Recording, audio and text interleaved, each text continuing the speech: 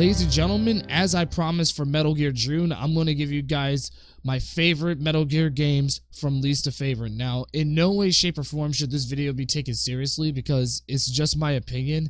And when I say from least to favorite, what I mean to say is the one I recommend the most. I do recommend all of them, but I'm just picking out my favorites and then giving my overall thoughts. I'm not going to discuss the story here because that's going to be in a different video where I talk about the timeline and everything.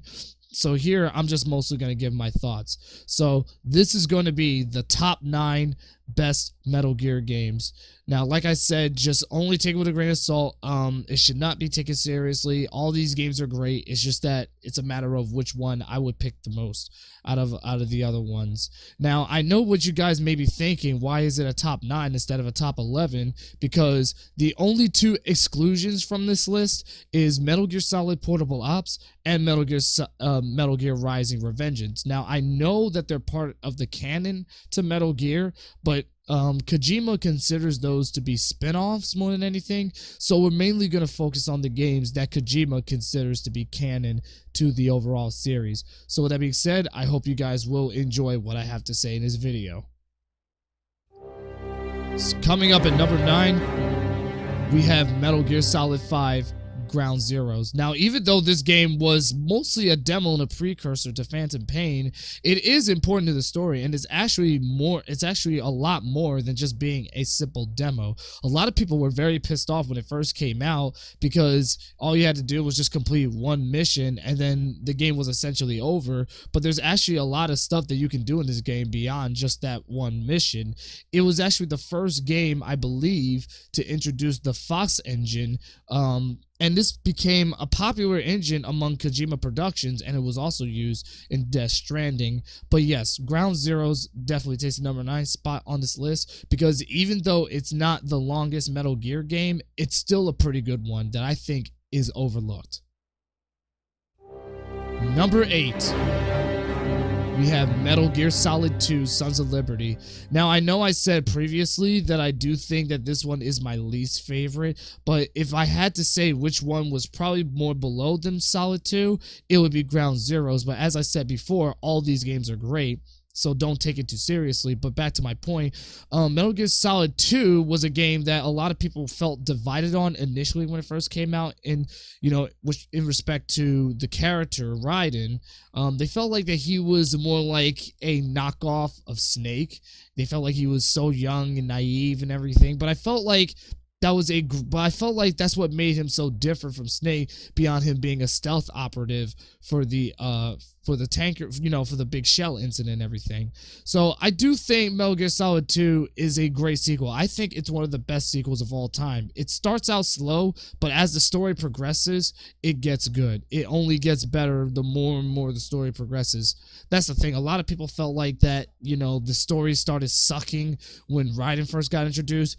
It does feel like that, but just give it some time and it will not disappoint you. Number 7, we have the original Metal Gear on MSX. This one, when I played this, I actually played this game for the very first time during Metal Gear June. Actually, both the MSX games. The original Metal Gear, without a doubt, is one of the greatest 8-bit games of all time, but not the greatest. We'll get to that in a second. But yeah, the original Metal Gear is definitely up there in gaming history because there were other games at the time that involved like guns and everything, such as Contra and all that stuff, but Metal Gear was entirely different at the time. No one has any idea how much of a big deal it was when Metal Gear first came out, even if it was only in Japan. That's because this was a different kind of game that made you want to have to think strategically and survive rather than always constantly using blunt force, paving the way for the stealth genre. So if there's any 8-bit games that I would recommend, there's a ton of them out there that I could recommend, and I could even make like a top 30 list of best 8-bit games, but this one right here is no doubt in the top 5 of the best 8-bit games of all time. But what would you think? But what do I think is the best 8-bit game of all time? That arguably has to go to number 6, Metal Gear 2 Solid Snake.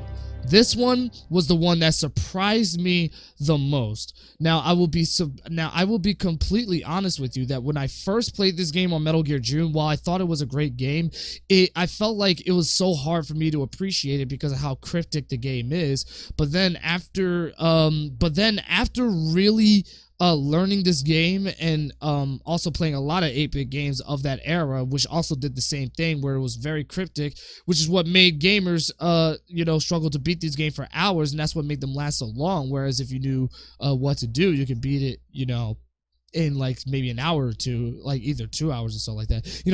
Even with all of that, I still think Metal Gear 2 Solid Snake is probably the best 8-bit game ever made. This is a game that's way ahead of its time. The stealth elements in this game heavily inspired the third game. In fact, the third game took everything that made the second game so awesome and put it all together into one game, including elements from the original Metal Gear.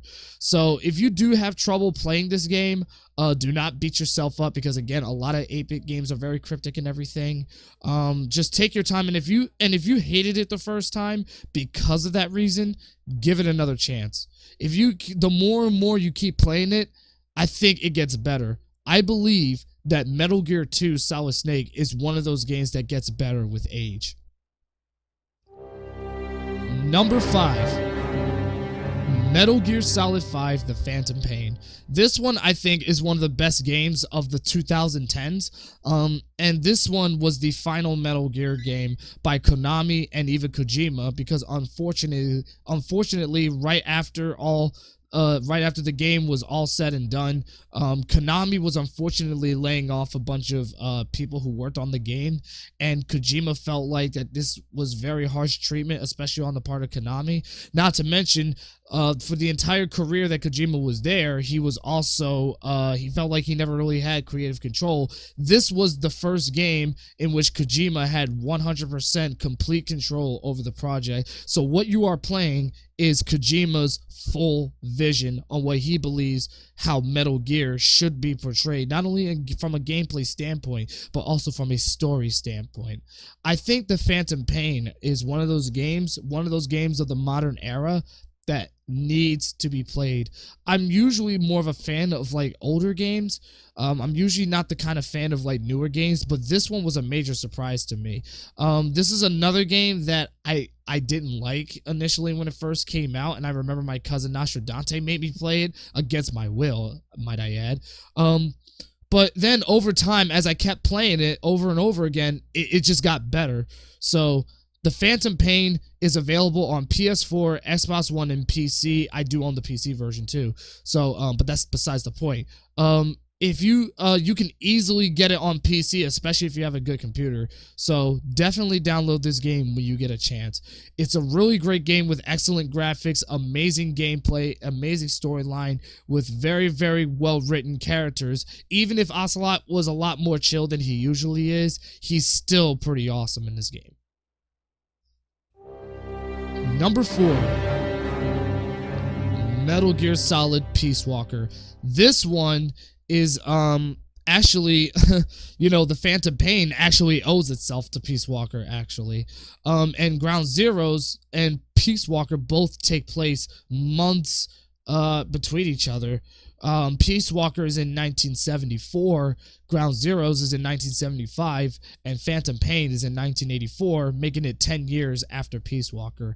So Peace Walker was a game that came out, originally it was exclusive to the PSP, but because of the popularity of the game and the amount of critical acclaim that it got, being regarded as one of the greatest games on the PlayStation Portable, it got re-released as part of the Metal Gear Solid HD collection, along with Metal Gear Solid 2 and 3, and it got upscaled to 720p along with 60 frames per second, so the frames are added up. Another excellent feature that they did for this game is that you can import the save from your PS3 and transfer the save data onto your PSP, so that way you can still play Peace Walker on the go, although at the cost of having a lower frame rate. But you see, it's a handheld console, so you have to bear with it. But Peace Walker was surprisingly really good. I think think for a handheld game, this game it just nails it this time. Even if the graphics are a lot more cartoonish compared to the other Metal Gear games, gameplay wise and story wise, this is a game that still delivers. I feel like this one is probably the second best game in the Big Boss saga. Keep in mind, I said the second best of the Big Boss story. Number 3 goes to Metal Gear Solid 4 Guns of the Patriots. This one was the grand finale of the entire series chronologically. It wrapped up all the loose ends and all the mysteries that we have been trying to figure out since the 3rd game and even the 4th game, which is actually the 2nd game, Metal Gear Solid 2. But keep in mind, I like to say from overall standpoint, so don't get confused. But that's what you see. America will get confused, but that's besides the point, though. But yeah, Metal Gear Solid 4 wrapped up all the loose ends, and it gathered up all of our favorite characters and put them all together into this one game and showed them that between the events of Metal Gear Solid 2 and then into 4, that these characters have went on to bigger and better things. Like, for example, Meryl is a commander of a PMC of her own, and Mei Ling is also the commander and the captain of a giant vessel known as the Missouri, and Snake, on the other hand, is still unfortunately acceleratingly aging, which is why this game was a big deal when it first came out. In fact, I remember distinctly as a kid seeing all the commercials and how much of a big deal it was that Snake became so old so fast, even though he's only 42, but yet he has the appearance of a 60-year-old. It was so shocking. We were all so interested in wanting to know why all of this was happening. Like, why is this guy aging so fast? Because in the last game, he looked just fine. So that's what made Metal Gear Solid 4 so great, like, in terms of the hype. Like, it was being hyped up since the year 2006, in case you were wondering. But also, the emotional weight of the story is also great. This is a game that does focus heavily on cutscenes more than on gameplay, but when you do encounter the gameplay, it's still just as good. And the cutscenes, yes, I do think they do kind of go on for way too long maybe, but I feel like that's the art of enjoying Metal Gear. It's able to balance between being a game and a movie. This is without a doubt probably the game of the 21st century. I think Metal Gear Solid 4 might be the game of the 21st century, but again, that's debatable. But as far as the 7th generation goes, this game is no doubt the best in that regard, in my personal opinion. Number 2 goes to the 3rd game, Metal Gear Solid, on PlayStation 1. This game is just straight up a masterpiece. I included this game on my top 10 favorite PlayStation 1 games of all time, and that game came in at number 1. Here's why. Because much like Metal Gear 2, Metal Gear Solid was a game that's way ahead of its time with advanced gameplay and impressive cinematic elements and graphical capabilities that no other console have ever dared trying to overcome. This is a game that's forever cemented in the legacy of the PlayStation 1, the biggest reason why the PlayStation 1 was the best-selling console of the decade, particularly the 1990s. And this is a game that's the biggest reason why you should own a PlayStation 1. This is a game that no matter how many times I play it, I can always come back to it and keep playing it, and it's always just as entertaining as the first time I play it. If there's one thing that all these games have in common, is that they all get better with age the more and more times you play them. And this game is no exception. And now finally for number 1, it's a no-brainer. It has to go to Metal Gear Solid 3 Snake Eater. This is the game that shows us the humble beginnings of the Metal Gear chronological storyline. Now, arguably, it actually technically goes back to the days of World War I, which they do explain in the game, but you can see that Metal Gear Solid 3 shows us what led to the events that happens 50 years into the future from where it takes place. It takes place in 1964, and the main protagonist, Naked Snake, is the guy who turns out to be the guy who would be the villain in the first two MSX games, none other than the legendary Big Boss. Now, what's interesting about this game is not only the gameplay elements, mostly the gameplay elements, I will have to say, because the survival aspects is not like the other games where you could just like simply eat rations and whatnot and just gain back health. In this game, you're actually shooting down like animals, you're hunting for food and all that stuff. You're literally trying your best to survive, and not to mention, you also have to cure yourself of any kind of status ailments that you might be going through, such as a bullet in your body, or an arrow, or a stomach virus, etc., etc. This is a game that literally teaches us all about the survival elements of a stealth game. And I think that in terms of survival, this one is way off the charts. Not to mention, I think the emotional weight of this game is probably on par with Metal Gear Solid 4. I think both of them are equally emotional, but I do think that 3 is the best one, because gameplay wise I think it's the best, and the cutscenes as always are very, very amazing in developing the characters and even showing the emotions of the characters and everything, and all the situations that Big Boss had gone through that led him into becoming the man that he would become in the first two MSX games, and even in the Big Boss Saga games, as I like to call it, which of course would be Peace Walker, Ground Zeroes, and Phantom Pain, which I can kind of call the Big Boss trilogy, but if you count Metal Gear Solid 4, I would call it the Big Boss quadrilogy, if that makes sense. The quadrilogy. I hope that's a word, but if it is, if it's not, I don't care. But basically, that's all I have to say. But Metal Gear Solid 3 is not only arguably the best game on the PlayStation 2, but it's one of the greatest games ever made. In no way, shape, or form should this game be compared to its successors. I hope you guys enjoyed this list video. It's a lot different from the usual style. That's because I feel like talking about my overall thoughts is a lot better than me actually like reviewing the games, because then it just makes it a lot more work. And as I said, I'm going to be putting them into timelines and everything, because I feel like if I'm going to discuss the story, I have to make sure I have a script ready, because trying to recall it from my mind, even if it is fresh from my mind just from off the games, because I literally just got done doing it today, it's hard for me to recount it, especially with how my mind works. You know, I tend to stutter all the time and my thoughts tend to go everywhere. But regardless, I hope you guys enjoyed it. But like I said, I think all these games are great. I don't think